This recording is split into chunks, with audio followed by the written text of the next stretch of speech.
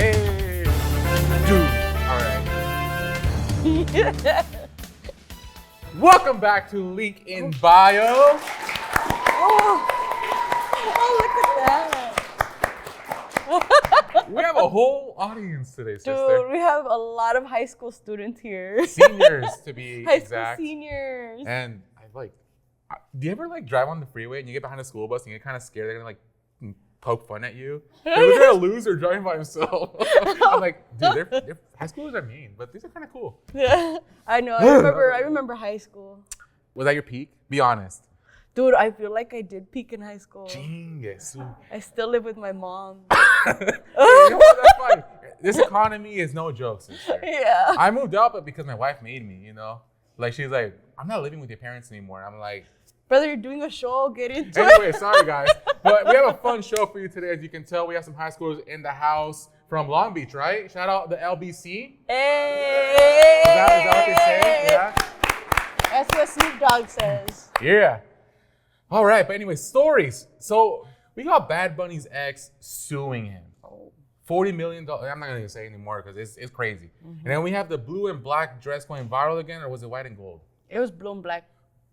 Well, yeah, I mean, I'm colorblind, so I don't even know. I don't got any skin in this game. Point is, it's going viral again, but not for the reason you think. Well, on brighter news, Vicky the Fit Chick keeps her mom in check on the show. Woo! And author Zeke Hernandez talks about his new book on immigration. Damn, we got a good mix. We got the range today, I think. We got the range. All right, well, how about we dive in? Let's dive right in. That was my little move. Oh, I know, I remember I saw it somewhere. So Miss USA and Miss Teen USA actually resigned last week. And I mean, I hear that there's a lot of shit and just sketchy shit going on behind the scenes. Mm-hmm. At this time, Miss USA said she resigned to focus on her mental health, and Miss Teen USA said she resigned because the competition no longer aligns with her personal values. But fans noticed the first letter of the first 11 sentences in Miss USA's statement spelled out, "I am silenced." So there's something going on, and like she can't really speak on it. No, yeah, but so she's using cryptic messages, like you said. Exactly. But it's because they have an NDA. Exactly. So it's like there's no other way for them to speak, but with these posts that's crazy. Yeah, and it's just this story is like unfolding right now. So this is happening like right now. So it's like a big deal. And a voice resignation letter said that Miss USA, the whole pageant competition, had a toxic work environment of bullying and harassment. And even pageant officials called her mentally ill. They didn't provide, security and transportation and like lodging as they had promised. Miss USA says this led to her being sexually harassed in a vehicle on her way to a parade. Plus, a former worker for the pageant says they actually witnessed disrespect toward Miss Teen USA and her family. So there's other sources seeing this stuff going on too. Exactly. But again, they can't really speak on it like as openly because of the NDA. So it's all a mess. Yes, exactly. Yeah. And people are like literally like being obsessed with the story. They want to know like what's going on behind the scenes. What is it that you can't speak of? For Miss USA and both Miss Teen USA to drop out, something's happening. Something's going on. But we'll keep you guys posted. Sister, do you remember that viral dress from 2015, the white and the gold dress picture? You mean the blue and black one, brother? Agree to disagree. But yes, that one. Well, just to give you a refresher, the white and gold dress. I don't trust your ass, you colorblind. I'm just kidding. I'm joking. It's all good. It's all good. Kier Johnson and his wife, Grace, took this picture and shot to fame in 2015 over the dress that Grace's mother wore to the wedding. Oh, so it was a photo of a black and blue dress, which to some apparently looked white and gold. Yes, exactly, like myself. So as you remember, all hell broke loose and people were arguing over the color. It was white and gold, black and blue. I remember that. And but apparently the viral dress is back in the news, or at least the people attached to the viral picture, right? Oh, what is it now? Oh, well, it's not what you think. Mr. Johnston, who took the picture with his wife, right, was accused of a number of instances of domestic violence against his wife, taking over the course of 11 years, ultimately leading to an incident on March 6, 2022, that caused her to fear for her life. Oh, shit. So apparently, like, he was attacking her. He left, and he comes back with a freaking knife. Yeah. Oh, my God. Threatening to finish her off. And according to many outlets, Grace sent text messages to her friends asking for help. And authorities stated that, when she called in, she was saying, my husband is trying to kill me. Oh my The dress guy is trying to kill me. Jesus Christ.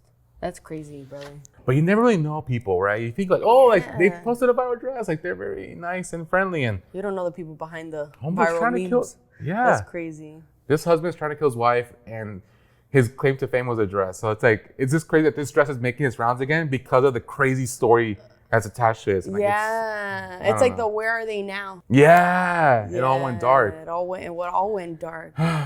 Yeah, a judge has remanded Johnson to stay in custody until his sentencing. And yeah, I mean, like, what were we saying earlier? That maybe. What a piece of shit. Well, no, but about the Netflix thing, you can see. Oh yeah, I could definitely see this like on like Snapped or like a Netflix, like one of those Netflix limited series, like the killer series. Oh, but thank God, like he didn't like, commit anything. Well, I mean, yeah, they got him under custody. Yeah, thank God he didn't like. So kill her. once he went viral for the dress, he was up here. Yeah. It's like, my guy, Se relax. creó bien chingón. Man, ain't nobody safe in these streets anymore, brother. What you mean? So, get this. After their concert in San Antonio, Grupo Firme's vocalist Edwin Cass got his truck broken into during the after party. Yep. Damn, it ain't safe anywhere. Nope. Here in LA, and nobody's safe, dude. That's why I don't leave shit in my car. That's why. And people are like, oh, tint your windows. You don't want people looking in there. I'm like, I want them to fucking look in my car to see I don't have shit in there. I don't want them breaking my shit. You don't have your windows tinted? No. Do you don't get cooked in the summer? Well, I mean, I put sunscreen on. But that's besides the point.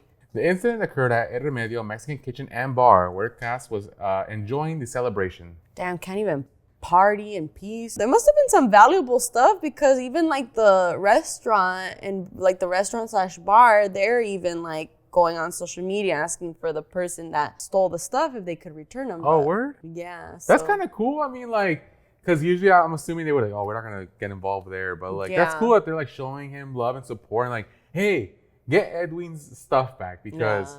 They're probably super like appreciative that he chose their restaurant too. That's true. So yeah, that's really nice. If you're in San Antonio, you know where Edwin's belongings are. Let us know, or let him know at least. I mean, not us. We don't, And on that note, that ain't very food, my guys. That's his song, right? Okay. All right. Well, San Antonio, stay classy. Brother, you've said Bad Bunny baby before, right? Yeah, and I feel like a baddie when I say it. Well, guess what? Bad Bunny's ex just sued his ass for $40 million. Damn. Yep. Carlice de la Cruz, who's his ex and also happens to be a lawyer herself, dated Bad Bunny in 2015 and just cashed out $40 million for 3 words. Ooh, damn. You do the math, brother. She recorded the chorus, Bad Bunny Baby. I don't know how she says it, but I say, Bad Bunny Baby. I think that's it, yeah. On her cell phone at the request of Bad Bunny. And it first appeared in the song Pa Ti and was later repeated in 2016.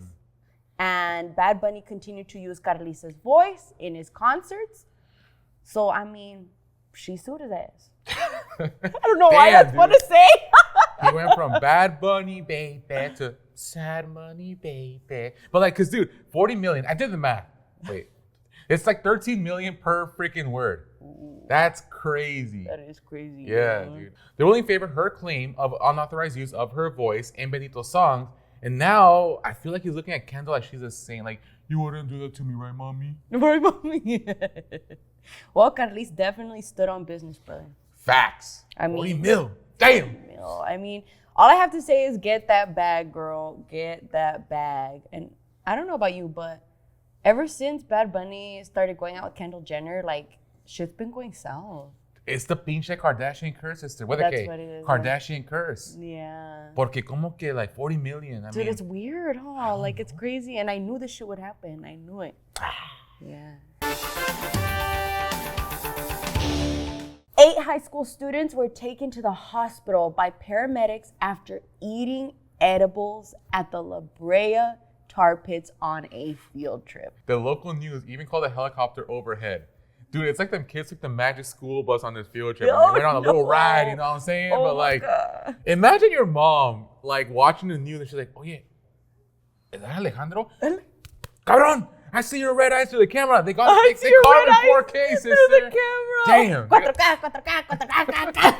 Oh my God. They can't even get high in peace no more. But also they shouldn't, because you know you're on a field trip, my guys. This is true, and you guys are in high school. Exactly. It's all about when and where, brother. Tell me when and where then. Well, first off, in high school, no, don't do that shit. But I'm saying now at this age, I wouldn't do it at like a place where there's a lot of people, because then I get hella paranoid. Like, I think everyone's fucking looking at me. Like, everyone knows. Like the carne asada, dude, like for sure they'd be like, yo, he's cooked. Like the meat's cooked, but he's cooked too.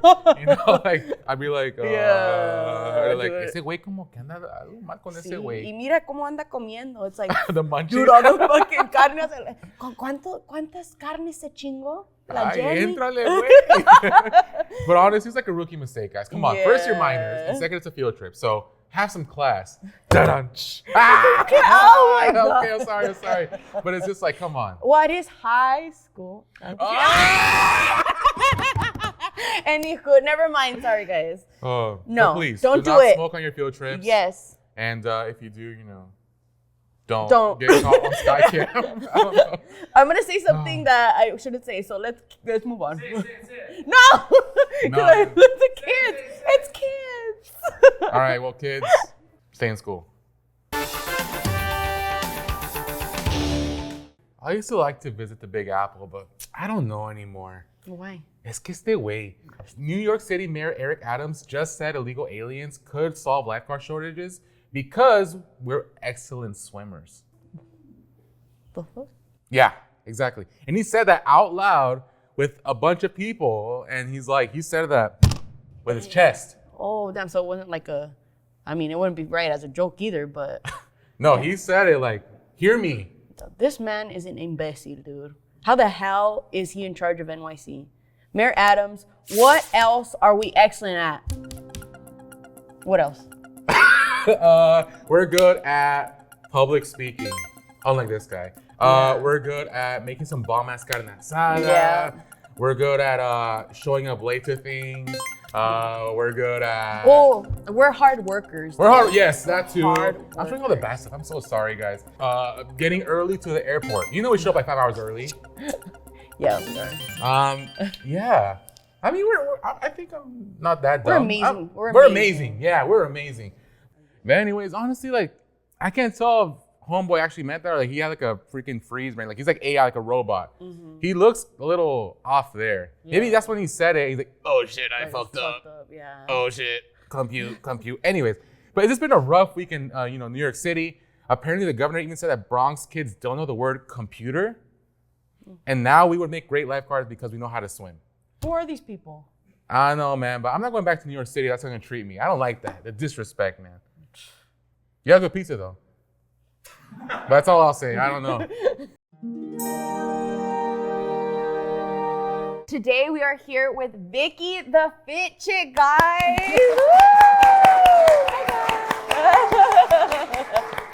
I've never had so many applause in my life. So she is our first gen Latina sister with wise words and some badass workouts. That is me. She is me, I am her. I'm such a big fan, dude. So, okay, when did you come up with the first gen older sister?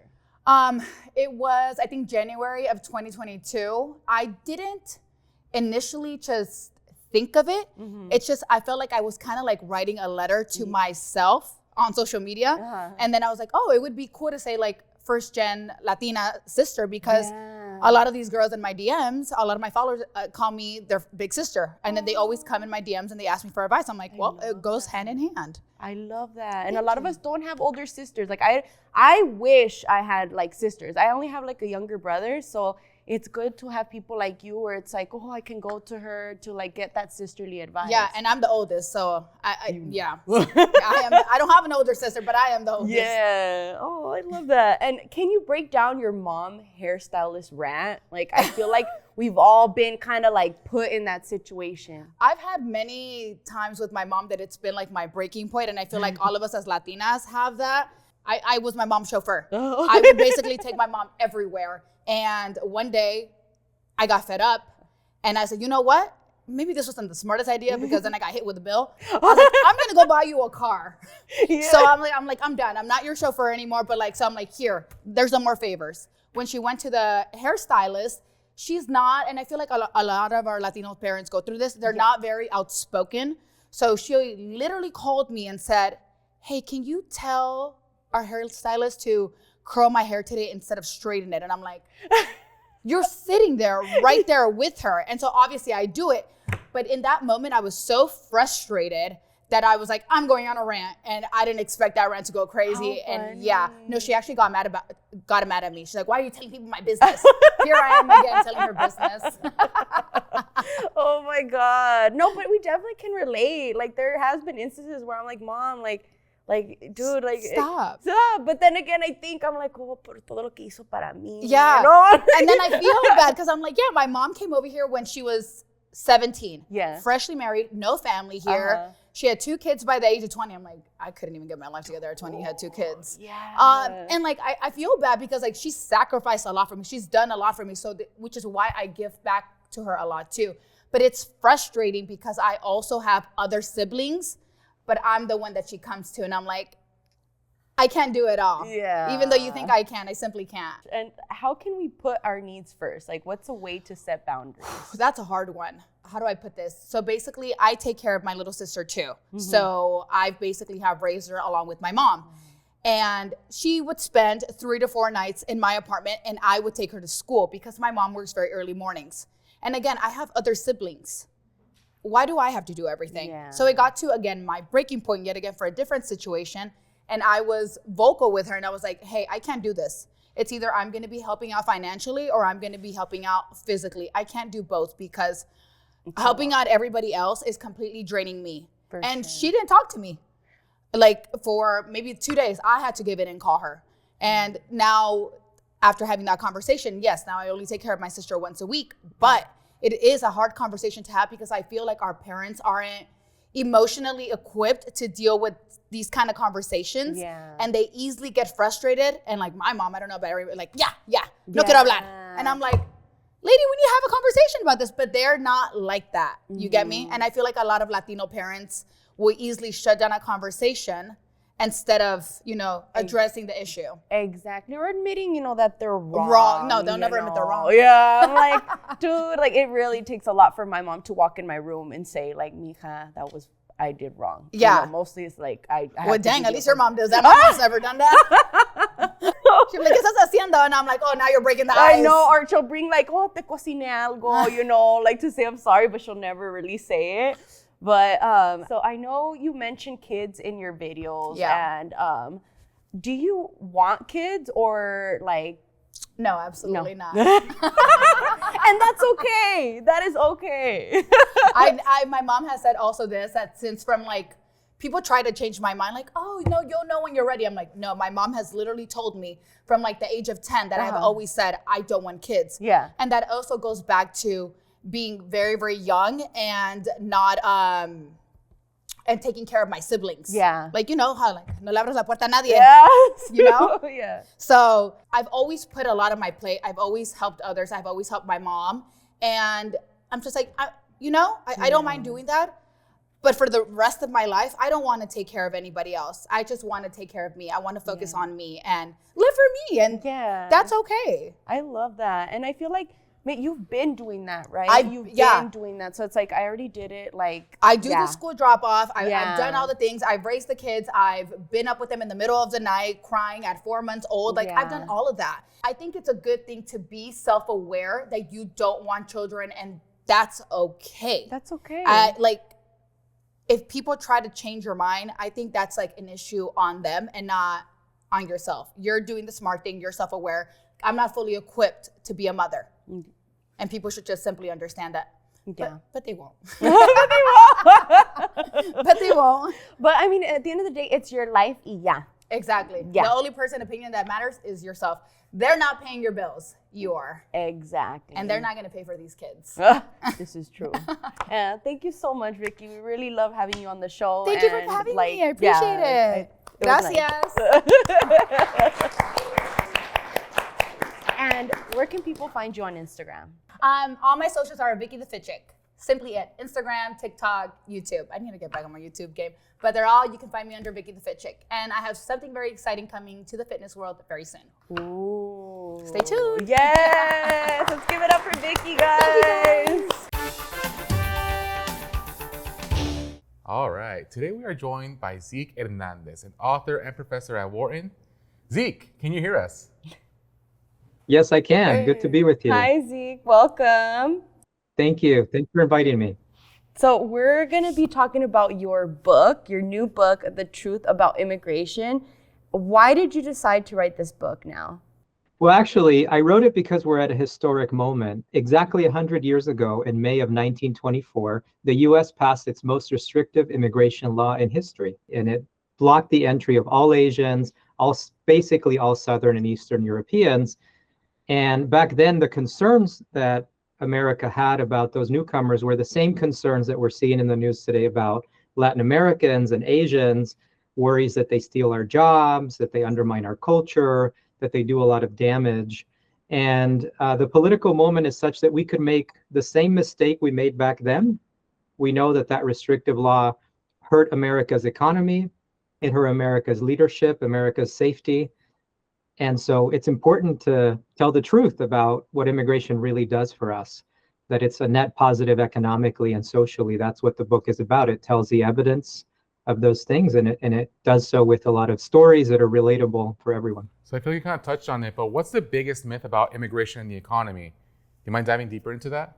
Yeah, the biggest myth is that an immigrant and a native are essentially identical economically, and therefore they compete with each other. Right? So then people, if you think that, then you think immigrants want the same jobs as natives do. They bring the same skills. They have the same ideas. They consume the same products. They start the same kind of companies. And therefore, if one's a substitute for the other, there's just a zero-sum competition. The reality is that immigrants and natives are different enough economically that they want different jobs. They bring different skills. They consume different products. And that makes both immigrants and natives better off economically. And is there one story in your research that really struck a chord with you? On the economic side, one story that really stood out to me, many of your viewers might know the story of Pollo Campero, the Central American fast food chicken chain. Yeah. Pollo Campero has expanded aggressively in the US and continues to grow because it's been attracted by Central American immigrants and Latino immigrants. Right. And so, of course, that helps satisfy the craving for Pollo Campero. But along the way, that company has brought in a lot of investment and created a lot of jobs that aren't just for the immigrant community. They're for everybody. This is what I call the immigration investment jobs triangle. Right. And it's the basis for a lot of the economic gains that immigrants bring. So I tell that story, and it's just a surprising story for me and for many people. For sure. And I tell the story of my barber, the guy who cuts my hair. He's from Latin America, and he's an undocumented immigrant, and he's really, really good. He's actually won a lot of awards. And one day he was cutting my hair, and I almost fell off my chair because he said, "You know, Zeke, I've always dreamed of opening my own barber shop. I have $200,000 in cash, $200,000 ready to invest in my own business." And I was like, holy cow, this guy has a ton of money ready to invest, but he can't do that because of some of the limitations from living undocumented in America. And so the great tragedy of undocumented immigration is really that it limits the contributions that foreigners can make in this country. Yeah. Well, Thank you so much, Zeke. We really appreciate you breaking it down for us. And when is the book out and where can we follow you? Yeah, thank you. The book is out June 4th. It's already available for sale. You can buy it anywhere you buy books. Follow me on every major social media platform, Twitter, Instagram, TikTok, etc. I'm Prof. Zeke, Profzeke, Prof. Zeke on all those platforms. Amazing. Perfect. Thank you, Zeke. All right, thanks for your time, Zeke. Take care. Take care. Bye. Well, sister, what a crazy show. It's been a ride. It's been a wild ride. You know what? And don't say Bad Bunny, baby, because you'll get sued. Oh, shoot. Just saying. Yeah. But Can't say that. once again, thanks to the audience, the live audience. Joining Yeah, us. thank you guys. Yeah. So proud of you guys. It's all downhill from here. No, I'm joking. No, just kidding. It's uphill. You have so much ahead of you. Stay in school, otherwise you might be doing what we do daily. At 7 in the morning. Just kidding, it's fun. But anyways, once again, I'm Alejandro. And I'm Jenny. I think that's it. All right, bye. Bye.